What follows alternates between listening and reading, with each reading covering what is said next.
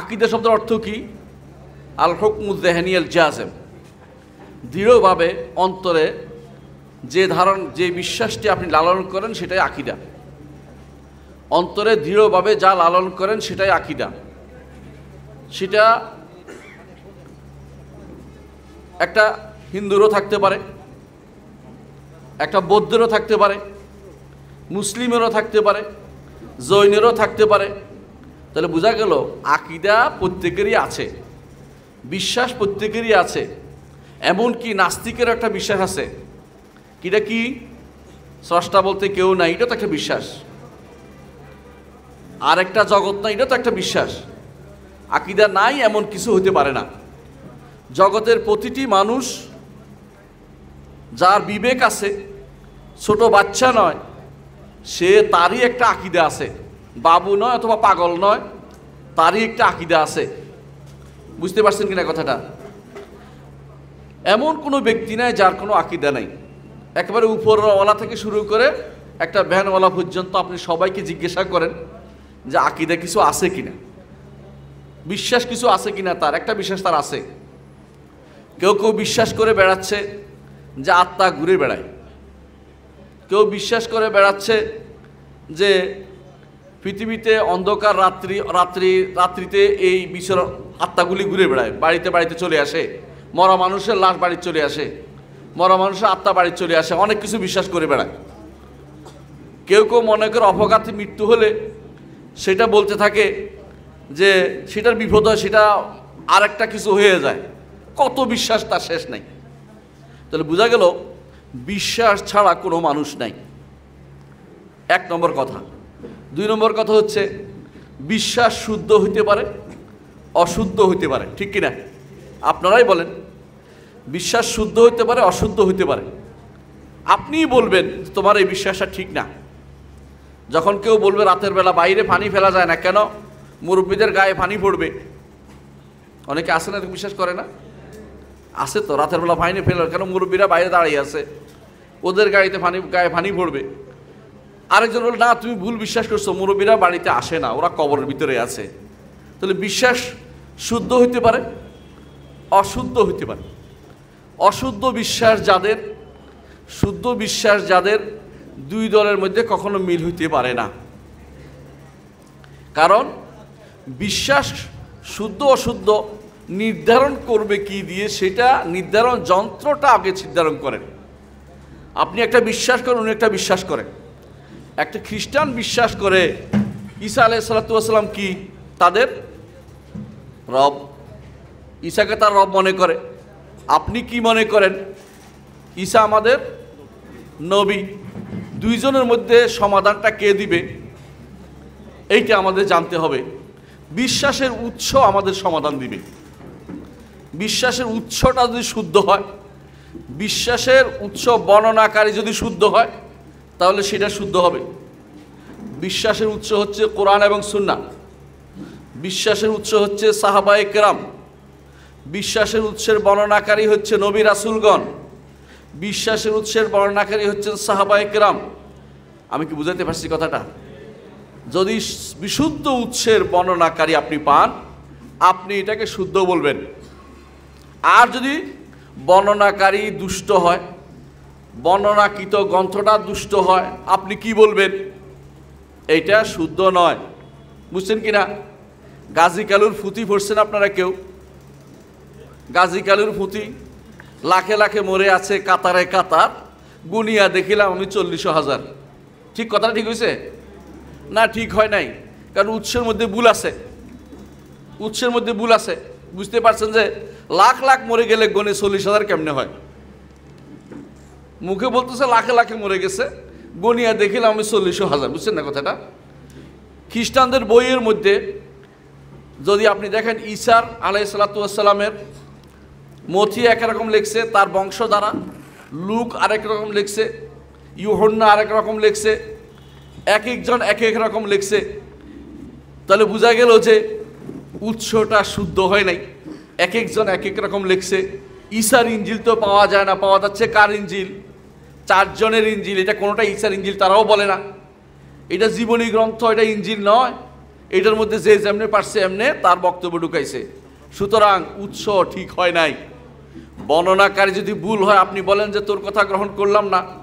যদি বলা হয় ফরিদপুর মোড়ের মধ্যে 5 জন মারা গেছে, রিক্সাওয়ালা এসে বলল, আপনি দেখে বুঝলেন যে ফাঁকিবাজি করছে, কি বলবেন?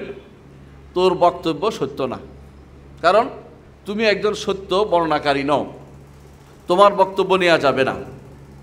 আকীদা বিশ্বাসের উৎস যতক্ষণ পর্যন্ত উৎস ঠিক না হবে, বর্ণনাকারী বিশুদ্ধ না হবে, সে আকীদা বিশ্বাস নেওয়া যাবে না, সে আকীদা বিশ্বাস নেওয়া যাবে না।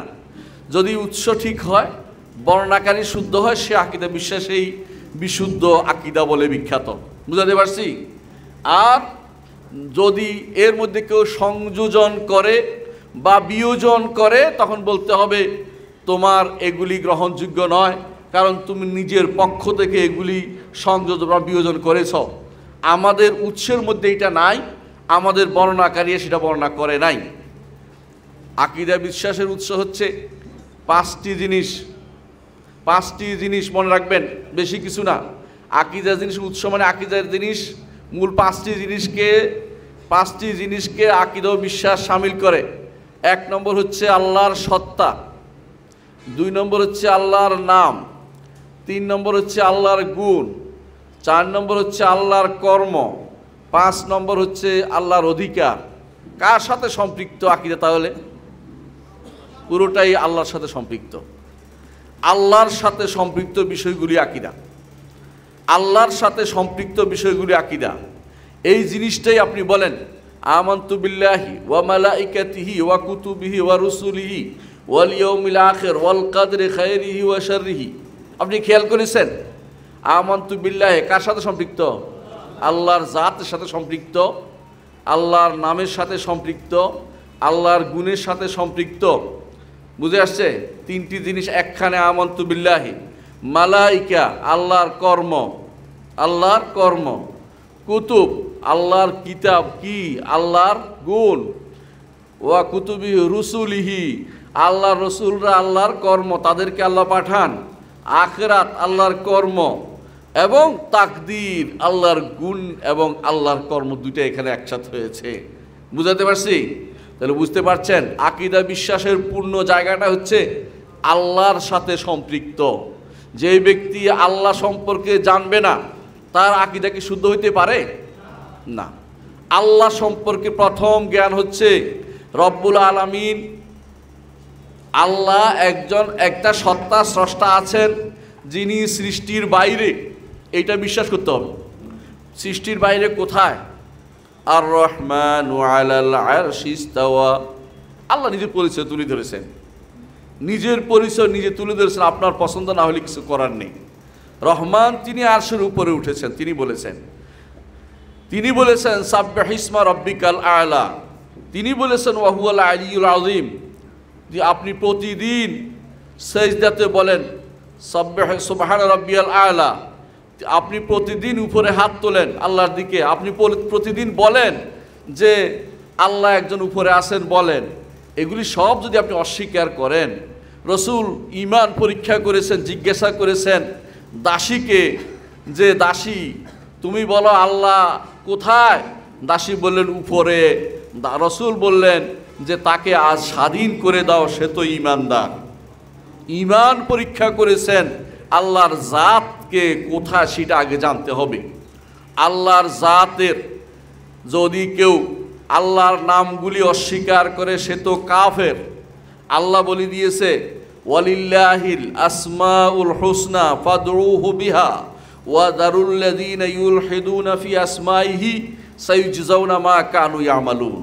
আল্লাহ বলছে কঠিনভাবে, আল্লাহ বলছেন যে আল্লাহ কোরআনে কুলিদুল্লাহ আউইদুর রহমান আইয়াম্মা তাদউ ফালাহুল আসমাউল হুসনা। আল্লাহকে ডাকো, রহমানকে ডাকো, যে নামে ডাকো তার সুন্দর সুন্দর নাম রয়েছে। আল্লাহ বলছেন যে তাকে সে নামগুলি দিয়ে ডাকো। আপনি নাম মানলেন না, একটি গোষ্ঠী মানহাজ বিপরীত হয়ে মুতাজিলা হয়ে গেল, যারা আল্লাহর নাম অস্বীকার করলো। কি নামগুলি সব সত্তা বুঝায়, নামগুলির কোনো অর্থ নাই। আর জাহমিয়ারা এর আগেই আল্লাহর নাম গুণ সব অস্বীকার করেছে। অস্তিত্ব অস্বীকার করেছে, আরশের উপর থাকা অস্বীকার করেছে, সর্বত্র বিরাজমান বলেছে, তারা কাফের হয়ে গেছে, ঈমানদার আর বাকি রয়নি। যারাই বলবে রব্বুল আলামিন সৃষ্টির ভিতরে সত্তাগতভাবে সর্বত্র বিরাজমান, তারা এখনো হিন্দু আছে, মুসলিম হয়নি।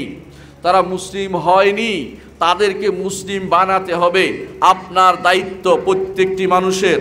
এতক্ষণ অনেকের পদ পদবি শুনেছি, আমি কারো মনে রাখবো না, মনে রাখবো ওই ব্যক্তিকে যেই ব্যক্তি দ্বারা এই ফরিদপুরে আলোকিত হবে, ফরিদপুর যেই ব্যক্তি দ্বারা প্রতিটি ঘরে ঘরে একটি বাণী পৌঁছবে, আল্লাহ তিনি স্রষ্টা এবং সৃষ্টির বাইরে, তার নাম আছে, গুণ আছে, কর্ম আছে, এবং তার নির্দেশিত শরীয়ত মোতাবেক চলার নির্দেশনা আমাদেরকে দেওয়া হয়েছে। এর বাইরে আর কারো শরীয়ত থেকে কিছু আমরা নেই না। যেই ব্যক্তি এই কাজটি করতে পারবে সেই ব্যক্তি সত্যিকারের সালাফি কাজের মধ্যে যুক্ত। এর বাইরে নাম দিয়ে কিছু হবে না বা পদ দিয়ে কিছু হবে না, আপনাদেরকে সেটা জানিয়ে দিলাম। দাওয়াতের ক্ষেত্রে মনে রাখবেন, প্রতিটি মানুষই দাওয়াতের জন্য আদিষ্ট। আপনার পরিবার দিয়ে শুরু করবেন, আপনার পরিবার দিয়ে শুরু করবেন, নিজেকে আগে ঠিক করবেন। আমার কথা না, আল্লাহ তাআলা বলেছেন কু আনফুসাকুম ওয়া আহলিকুম নারা, তোমার নিজেকে এবং তোমার পরিবারকে জাহান্নাম থেকে বাঁচাও। যেই ব্যক্তি, আপনার বাবাও যদি কোনো এই বিশ্বাস নিয়ে চলে গিয়ে থাকে যে আল্লাহ সর্বত্র সত্তাগতভাবে বিরাজমান, তাহলে আপনার বাবাও ঈমান নিয়ে যেতে পারে নাই। এটা বিশ্বাস করতে হবে। এটা আমার কথা নয়, ইমামরা যুগে যুগে বলে গেছেন। সেই জন্য তারা এই জাহমিয়া আকীদা থেকে মানুষকে সাবধান করতেন। আপনি জানেন না, আপনার আশেপাশে অনেক আলেম আছেন যারা এখনো জাহমিয়া আকীদা পোষণ করেন, তারা জানেই না যে এটা এই আকীদাটা কুফরি আকীদা, এই আকীদা পোষণকারী কখনো জান্নাতের অধিকারী হতে পারবে না। যাদেরকে ইমাম আহমদ ইবনে হাম্বল যাদেরকে তাকফির করেছেন, ইমাম আবু হানিফা, মালিক, শাফি, আহমদ, প্রত্যেকে যারা ঈমানদার, এদের এই জাহমিয়া আকীদার বিরুদ্ধে গ্রন্থ লিখেছেন। আর রাদ্দ আলাল জাহমিয়া, আর রাদ্দ আলাল জানাদেকা, এরা গ্রন্থ লিখেছেন। কেন? জাহমিয়ার তো মানুষ আল্লাহরই সৃষ্ট, বিরোধিতা কেন করছে? আকীদা ও মানহাজের বিরোধিতার কারণে। সুতরাং আকীদার মূল পয়েন্ট হচ্ছে আল্লাহর সাথে জড়িত। আল্লাহর সাথে জড়িত আকীদা শুদ্ধ করতে হবে। আল্লাহ তাআলার নাম আছে, আল্লাহ তাআলার সত্তা আছেন, তিনি সৃষ্টির বাইরে, সৃষ্টির ভিতরে তিনি সত্তাগতভাবে অবস্থিত নন। তিনি সৃষ্টির বাইরে থেকে সব কিছু দেখেন, সব কিছু শোনেন, সব কিছু নিয়ন্ত্রণ করেন এবং সবার ভালো মন্দ সব কিছু তিনি প্রদান করেন। তিনি সেখান থেকেই সব কিছু নিয়ন্ত্রণ, সেখানে থাকার পরেও তিনি আপনার সাথে, অর্থ হচ্ছে আপনাকে তিনি সাহায্য করেন। ঈমানদারের সাথে থাকার অর্থ সাহায্য করা। ঈমানদার সাথে থাকার হচ্ছে তার যে সমস্ত ভুল ত্রুটি আছে মুক্ত করে তাকে কাছে টেনে নেওয়া। এইটা হচ্ছে ঈমানদারের জন্য। আর সাধারণ সব মানুষের সাথে থাকার অর্থ হচ্ছে তিনি সবাইকে দেখছেন, জানছেন, নিয়ন্ত্রণ করেন। এর অর্থ হচ্ছে ঈমানদারের দুইটি, সাধারণ মানুষের একটি সাথে থাকা।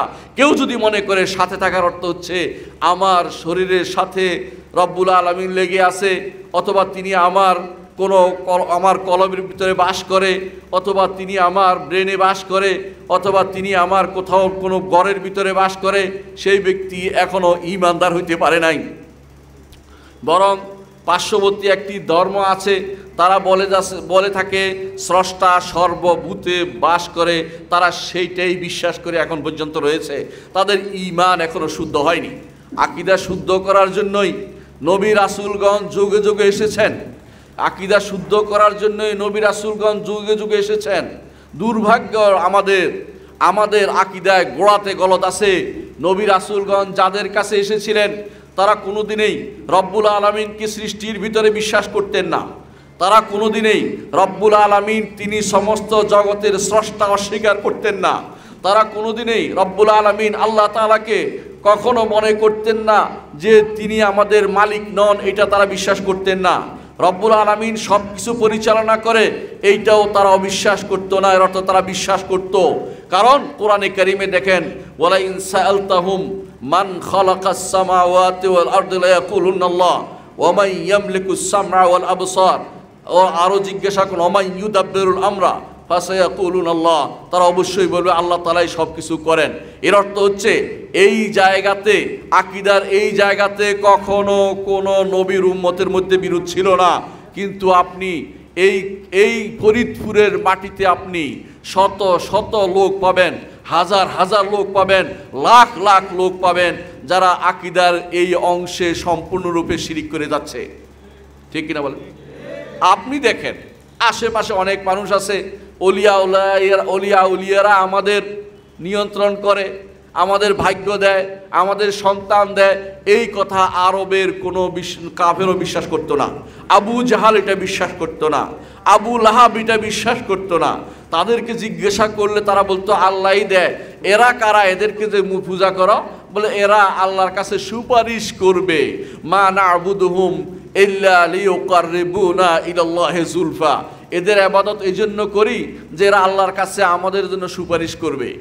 এই সুপারিশের এই দাবি বন্ধ করার জন্য মুহাম্মদুর রাসূলুল্লাহ সাল্লাল্লাহু আলাইহি ওয়াসাল্লামকে প্রেরণ করা হয়েছে। এই জন্য প্রেরণ করা হয় নাই যে হে নবী আপনি গিয়ে আরবের মুশরিকদের বলেন তাদের একজন স্রষ্টা রয়েছে, তাদের একজন মালিক রয়েছে, তাদের একজন পরিচালক রয়েছে, এটা বলার জন্য পাঠায় নাই। বরং তাদেরকে বলা হয়েছে এটা, ইয়া আইয়ুহান নাস উবুদু রাব্বাকুমুল্লাযী খালাকাকুম ওয়াল্লাযীনা মিন ক্বাবলিকুম লাআল্লাকুম তাত্তাকুন আল্লাযী জাআলা লাকুমুল আরদা ফিরাশান ওয়াস-সামাআ বিনাআ ওয়া আনজালা লাকুম মিনাস সামাই মাআন ফাআখরাজা বিহি মিনাস সামারাতি রিজকান লাকুম। এতদূর পর্যন্ত তারা স্বীকার করে আসমানের পানি দেয় কে? আল্লাহ। রিজিক দেয় কে? আল্লাহ। এইটা স্বীকার করাকে প্রথম কোরআনের নির্দেশ। এটা প্রথম কোরআনের নির্দেশ কোনটা? কোরআনের প্রথম নির্দেশ কোনটা? একমাত্র আল্লাহর ইবাদত করো, এইটা প্রথম নির্দেশ। আপনি পড়ে আসেন প্রথম থেকে, আলিফ লাম মিম থেকে পড়েন, কোনো নির্দেশ পাবেন না, কোনো নির্দেশ পাবেন না। প্রথম নির্দেশ হচ্ছে এটা। নির্দেশ বুঝেন? ওগুলি ইনশা বর্ণনামূলক কথা। প্রথম নির্দেশ হচ্ছে এটা, ইয়া আইয়ুহান নাস উবুদু রাব্বাকুমুল্লাযী খালাকাকুম। যে রবে তিনি আপনার স্রষ্টা হওয়ার ব্যাপারে স্রষ্টা, আপনার মালিক, আপনার পরিচালক, আপনি স্বীকার করেন, একমাত্র তারই ইবাদত করেন। কতদূর বিপদে আছে আমরা বুঝছেন কিনা? মুহাম্মদুর রাসূলুল্লাহ সাল্লাল্লাহু আলাইহি ওয়াসাল্লাম এসেছেন শুধু যারা আল্লাহকে মানত কিন্তু ইবাদতে শরীক করত, তাদেরকে সোজা করার জন্য তিনি এসেছেন। আর আমরা এখন এমন এক গোষ্ঠীর সামনে আছি যারা আল্লাহকে মানে স্রষ্টা হিসাবে নয়, মালিক হিসাবে নয়, পরিচালক হিসাবে নয়, জগৎ পরিচালনা করতেছে অনেকগুলো গাউস, অনেকগুলো কুতুব, অনেকগুলো কি আছে আরো, আবদাল, অনেকগুলো ওয়াতাদ, আরো অনেক নুকাবা নুজাবা, নামের শেষ নাই। যখন দোয়া করে দেখবেন সমস্ত দোয়া ওলি আবদাল গাউস কুতুবের পাঠাই দিছে। কোথায় পাঠাইছে এগুলি হচ্ছে ভ্রষ্টতা, ভণ্ডামি ছাড়া কিছুই না। আপনাদের দায়িত্ব এই প্রতিটি বিষয় কিন্তু খেয়াল রাখা, যে আমরা এমন এক জাতির সামনে পড়েছি যে জাতির প্রতিটা মুহূর্ত গলদ অবস্থায় আছে। ইমানের প্রতিটা জায়গাতে তাদের সমস্যা, রুবুবিয়াতের সমস্যা, নাম গুণের সমস্যা, উবুদিয়াতের সমস্যা, সব জায়গায় সমস্যা। তাওহীদের 3টি অংশের সব জায়গাতে সমস্যা। অথচ মুহাম্মদুর রাসূলুল্লাহ সাল্লাল্লাহু আলাইহি ওয়াসাল্লাম সহ পূর্বের প্রতিটি নবী বলেছে, ইয়া কওমে ইবুদুল্লাহ মা লাকুম মিন ইলাহিন গায়রু, হে আমার কওম একমাত্র আল্লাহর ইবাদত করো, তিনি ব্যতীত তোমাদের আর কোনো উপাস্য আর কেউ ইবাদত নেই, আর কারো উপাসনা করো না। উপাসনা একমাত্র আল্লাহর জন্য করার জন্য তারা এসেছেন। ওই আল্লাহকে স্রষ্টা মানতে হবে, একজনকে মালিক মানতে হবে, জগৎ পরিচালনা আরেকজন আছে এদেরকে বন্ধ করতে হবে, এইটা তারা চিন্তাও করে না। তাদের জাতির মধ্যে এগুলি ছিল না। শুধুমাত্র 2টা পাওয়া যায় ইতিহাসে, একজন হচ্ছে নমরুদ আর একজন হচ্ছে ফেরাউন।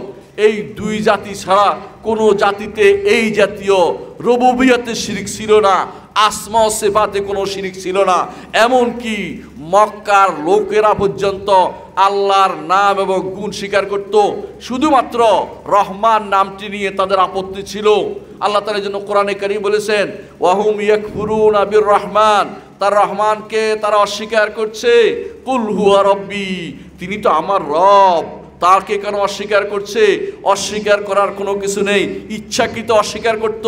কারণ ওখানে মুসাইলামা নামে এক ব্যক্তি দাবি করেছে সে ইয়ামাম আর রহমান, তখন তারা বলছে রহমান বোধ মানুষও হইতে পারে, সেই জন্য তখন থেকে তারা রহমান নামটা অস্বীকার করেছে। নইলে তারাও রহমান নামটি অস্বীকার করতো না, শুধু একজন দাবিদার হওয়ার কারণে অস্বীকার করেছিল। এর অর্থ হচ্ছে আল্লাহর সত্তা, আল্লাহর নাম, আল্লাহর গুণ, আল্লাহ তাআলার তিনি রব হওয়া, এই কোনোটাতেই আরবের মুশরিক সহ যোগে যোগে কোনো নবী রাসূলদের অনুসারীরা, নবী রাসূলদের উম্মতে কোনো অস্বীকার করতো না। তাদের সমস্যা ছিল একটাই, তারা অস্বীকার করত, আল্লাহকে অস্বীকার করতো না, আল্লাহর সাথে আরও কিছু মিলিয়ে দিত। যে এক আল্লাহ এত কিছু করেন, তার তো কিছুটা সাহায্য লাগবেই, এটা তারা মনে করত যে তিনি অমুক অমুকের সাহায্য নিচ্ছেন। এখন যেভাবে মনে করে আপনারা কি, আমি গুনাহগার মানুষ, আমার কথা কি শুনবে? আমার তো দরকার অমুক রশির এলাকায় যেতে হবে, ওই জায়গায় গেলে কিছু শোনা যাবে, এই আশায় অনেকে বসে আছেন। এই ঠিক এইটুকু ছিল আরবের মুশরিকদের মাঝে, যে তিনি আমার জন্য সুপারিশ করলে আল্লাহ শুনবেন, আমার কথা কিন্তু শুনবেন, এইটুকু ছিল আরবের মুশরিকদের মাঝে। কিন্তু তারা আল্লাহকে, আল্লাহর সত্তার ব্যাপারে, নামের ব্যাপারে, গুণের ব্যাপারে, রুবুবিয়তের ব্যাপারে কোনো শিরক তারা করতো না।